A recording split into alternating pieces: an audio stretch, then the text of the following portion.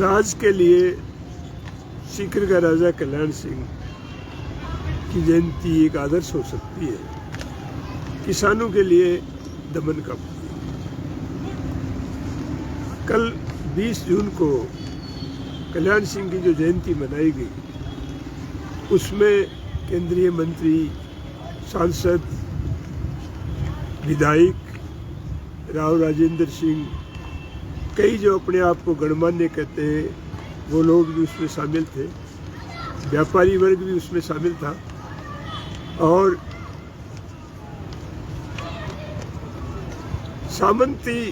सामंतवाद के दत्तक पुत्र गोद लिए हुए कुछ अपने आप को तथाकथित जाट लोग भी उसमें शामिल थे। और उनके हरदयाल सिंह के नाम से उन्होंने एक नई पहल की है कि 1 लाख रुपए का पुरस्कार, 50,000, 51,000 का पुरस्कार देने की। तो जो मुख्य हमने उनकी बातें सुनी कि केंद्रीय मंत्री गजेंद्र सिंह ने जो बड़ाई की कि राव राजा से हमें सबक लेना चाहिए, और अफसोस ये है कि कांग्रेस के ऊपर जो खादी का कुर्ता है उसके नीचे बनियान बीजेपी आरएसएस की है।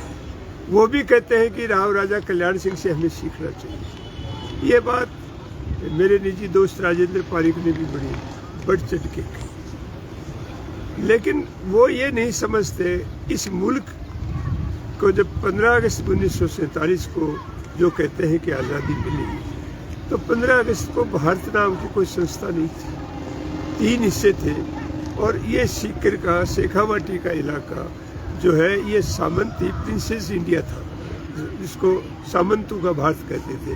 यहाँ सीधा अंग्रेजों का राज नहीं था। और सीकर जयपुर का एक उपराज्य था, रियासत थी। और जगत सिंह, जयपुर महाराजा जगत सिंह ने 1810 में अंग्रेजों के साथ, ईस्ट इंडिया कंपनी के साथ समझौता कर लिया था। और सबसे ज़्यादा अत्याचारी जो शासक हुए हैं वो शेखावाटी के शासक हुए हैं, जिन शासकों ने 2 तरह की लूट की। लगान लेते थे, उसके साथ बिगेड़ी लेते थे और लूटने के लिए डकैत रखते थे। और जो जातियां, जो वर्ग यदि डकैतों को अपना आदर्श मानती है तो शायद उससे ज़्यादा बड़ा दुर्भाग्य कुछ नहीं हो सकता। और ईस्ट इंडिया कंपनी ने समझौते के अंतर्गत शेखावाटी में शेखावाटी ब्रिगेड स्थापित की, जिसके झुंझुनू में आज भी पिलर लगे हुए हैं। मेजर फॉरेस्ट उसका इंचार्ज था। और सीकर के ठिकानों को, बठोट है, गाड़ोदा है, इन ठिकानों को उन्होंने गढ़ों को तोड़ना पड़ा और उनका पूरा खर्चा सीकर के राजा को देना पड़ा। यह हालत थी। सीकर का राज परिवार 1857 की क्रांति के समय ही बदनाम था, कि जिसको खलीता भी दिया गया, इनाम भी दिया गया, जो झाबरमल शर्मा के इतिहास में भी दर्ज है और जो रतनलाल मिश्र के इतिहास में भी दर्ज है। हर इतिहासकार ने दर्ज किया है कि इसको खलीता और जो इनाम दिया गया है और जो राजा की पदवी दी गई है वो 1857 के सिपाही विद्रोह के खिलाफ अंग्रेजों का साथ देने के उपलक्ष्य में दी गई है।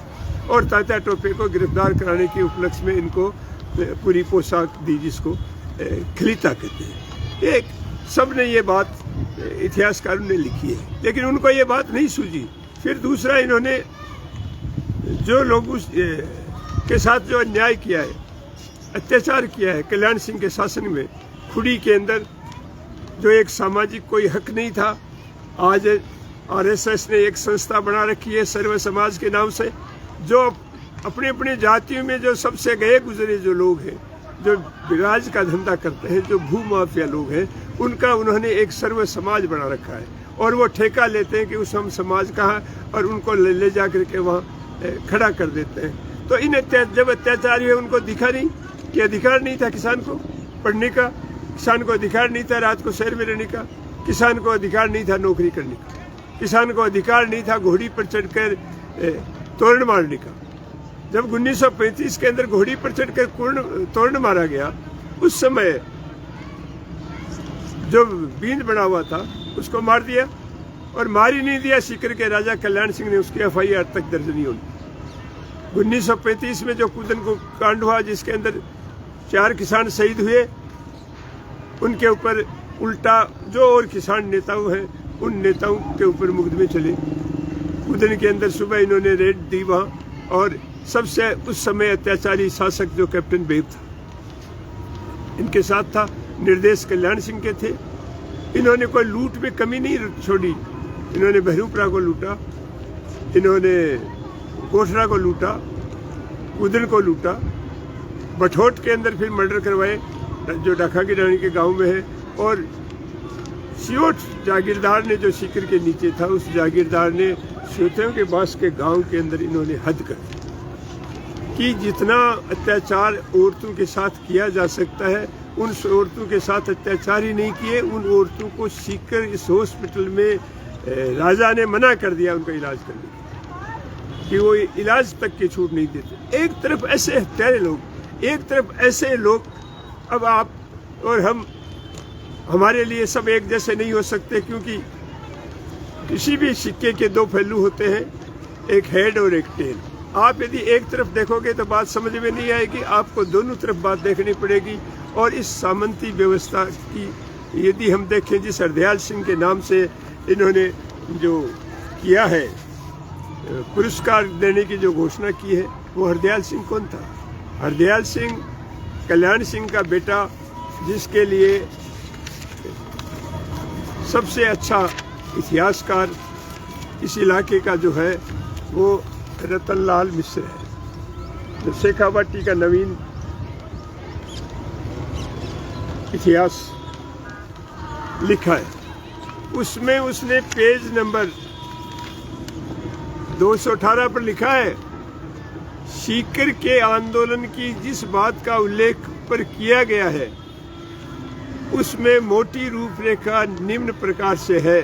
सीकर का राजकुमार हरदयाल सिंह, जिसका जन्म 1921 में हुआ था, मेयो कॉलेज में पढ़ता था, वहां उसे समलैंगिकता के प्रभाव के अंतर्गत समझा जाने के कारण मेयो कॉलेज से हटा लिया गया। यह इतिहासकार ने लिखा है कि राजा, इसमें कोई दो राय नहीं कि राजा लोग लंपट होते थे, लंपट इनका चरित्र था। और मैं कहना नहीं चाहता कि जयपुर के अंदर इसको, इसी के नजदीक के परिवार की, इसके रिलेशन वालों ने इनको जहर देके आखिर में हरदयाल सिंह को मारा। और मैं, राजपूत कम्युनिटी जितनी भी है वो एक बड़ी बोहरी कम्युनिटी है।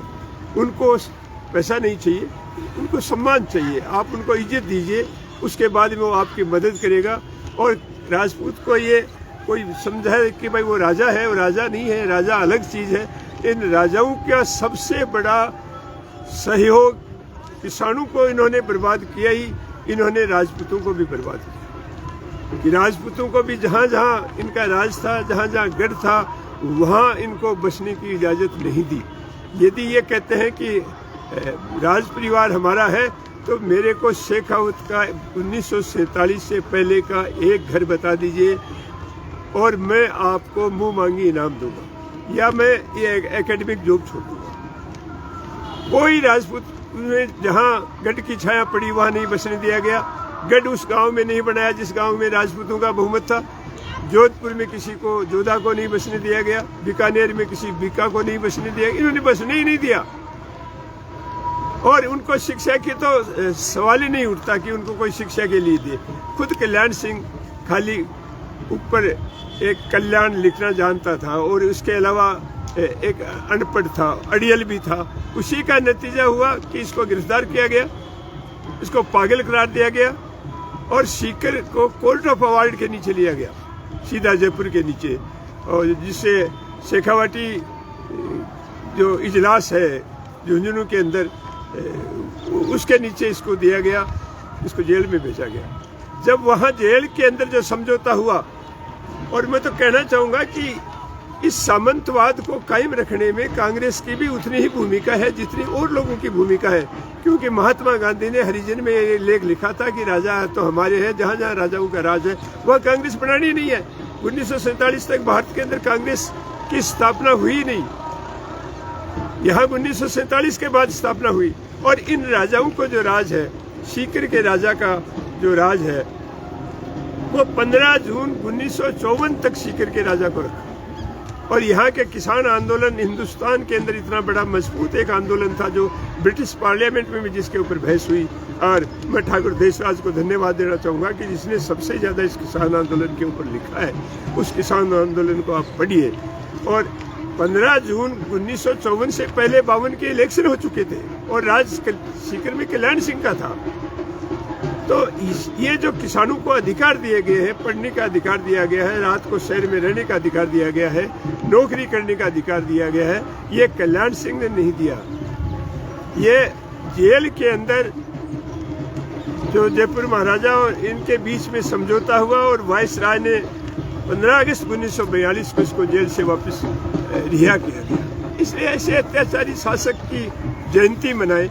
और सीकर के अंदर चैन सिंह, जिसको कहते हैं कि एक बहुत बड़ा शिक्षाविद था, मैं कहता हूँ चैन सिंह 3rd ग्रेड टीचर था और 3rd ग्रेड ही उसकी मानसिकता थी कि जो आज शिक्षा को पुरुष और स्त्री में बांटना चाहते हैं, लिंग के आधार पर बांटना चाहते हैं। कोई किसी को ABCD सिखाता है तो क्या पुरुष को अलग सिखाएगा, क्या लेडीज को अलग सिखाएगा? दुनिया के अंदर जहाँ भी एजुकेशन है वो को एजुकेशन है और को एजुकेशन ही सबसे बेहतर एजुकेशन है। दुनिया में जो आगे बढ़े हैं वो को एजुकेशन के थ्रू बढ़े हैं। इन्होंने अलग से लड़कियों की संस्था खोल करके किन कारणों से ये गर्ल्स कॉलेजों की अलग से स्थापना करते हैं, मैं सोचता हूँ कि वो सब कारण मैं यदि मेरे मुंह से कहूँगा तो वो एक सामाजिक पड़ा नहीं लगेगा। दूसरी बात ये कहते हैं कि यहाँ सीकर के अंदर इन्होंने बहुत कुछ दिया नहीं, सीकर के अंदर इन्होंने बहुत कुछ बेचा। इन्होंने जो बेचा उसकी सूची में आपको दे रहा हूँ कि जो सीकर का फोर्ट है उसका मेन ये दरवाजा है।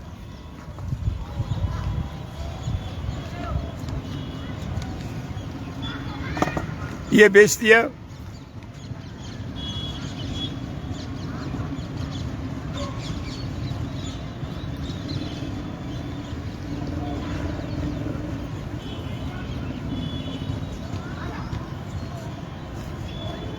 ये कल्याण सिंह की आदमकद मूर्ति लगी हुई है, ये बेच दी। उसके पीछे जो आपको देख रहे हैं, किसी समय स्वामी विवेकानंद यहाँ आकर के ठहरा था, ये जगह भी बेच दी। उसके पीछे मकराना महल है, चाइनीज महल है, शीश महल है, ये सारी चीजें बेच दी। और ये एक बिरदावली उसकी जो लिखी बणियों ने, जो बिरदावली इन्होंने बणियों ने लिखी है, बढ़िया कम्युनिटी क्या दुनिया की बहुमत जनता का पक्षधर होती है? बढ़िया कम्युनिटी के लिए कन्हैयालाल मिश्र ने इसने सूर्यमल मिश्र ने 2 लाइनें लिखी है जिसके अंदर बड़ा उन्होंने क्लियर किया है। उसने लिखा है कि पानी पीवे छाण छाण, लोई पीवे अनछाणी, कि इससे ज्यादा केवल मुनाफे के लिए जीने वाले लोग हैं। और ये पहला राजा था जिसने ये माना कि तेरे बाद में कोई है नहीं, काबिल कोई आदमी नहीं है। जबकि ये सारी जो मूर्ति है, ये मूर्ति जो लगाई वो खुद कल्याण सिंह ने अपने जीते जी लगाई। अपने जीते जी उसने मृत्यु भोज किया, जिसके ऊपर तारीख अंकित है कि मिति कार्तिक सुदी जीतवार विक्रम संवत 2016 तारीख 15 नवंबर 1959। इस स्टेच्यू खुद ने 72 वर्ष की उम्र का हुआ जब लगाया और खुद 81 वर्ष की उम्र में मरा है। यही नहीं, उसके बाद गढ़ जो है वो A to Z बेच ही दिया। गढ़ के बाद में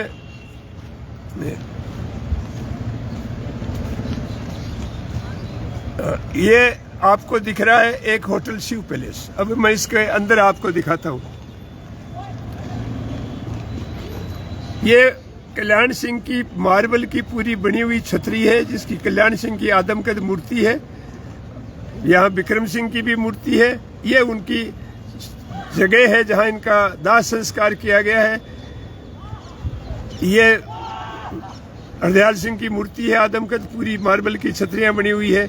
इन्होंने अपनी मूर्ति और अपनी छतरियों और एक शिव मंदिर बना हुआ है। ये रानी की छतरी है, ये कल्याण सिंह की खुद की छतरी है।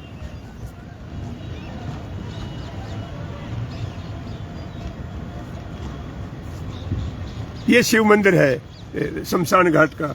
तो शिव मंदिर बेच दिया, शमशान घाट तक बेच दिया और अपनी रानी की और अपने बेटे हरदयाल सिंह की राख तक बेच दी, शमशान घाट बेच दिया, और कहते हैं कि सीकर के लिए एक बड़ा आदर्श है। शायद इससे कोई घटिया बात नहीं हो सकती। मैं सोचता हूँ कि ये जो दलाल वर्ग जो ले जा रहा है, ये बहुमत जनता के हित की बात नहीं है।